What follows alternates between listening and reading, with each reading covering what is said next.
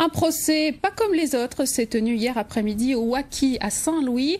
66 ans après la départementalisation, le parti indépendantiste Daniel Boyer a décidé de juger Michel Debré, Raymond Vergès et Léon de Lepervenche, les trois hommes coupables de notre statut actuel selon Nation Réunionnais. La sentence est tombée, ils ont été condamnés à la peine capitale. Voyez le reportage de Bruno Winman et David Coanon.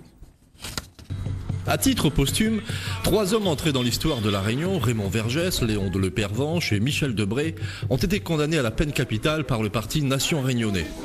Le bilan de la départementalisation, d'après ce tribunal, est peu reluisant. Pas question de fêter les 66 ans d'un engagement qui n'a apporté que, je cite, un génocide doux. On y voit aussi que les 66 ans, ils ne changent pas.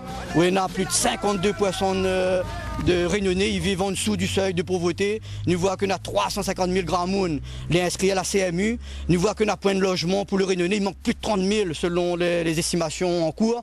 Nous voit que l'illettrisme sur tout ça et qu'il progresse, les 130 voire 150 000 illettrés à la Réunion, ben nous dit assez. Tout est parti d'après eux des deux députés Raymond Vergès et Léon de Lepervenche à l'origine de la départementalisation. Ils ont décidé sans mandat de la population de, je cite, vendre la Réunion. La parole est au procureur général de ce procès à titre posthume. Tout le temps de la campagne électorale où on a élu ces gens-là, ces deux députés, on n'a pas parlé de départementalisation. Si on va changer le destin d'un peuple et on ne le consulte pas, on ne l'informe pas avant, je trouve que c'est très grave et que c'est une escroquerie.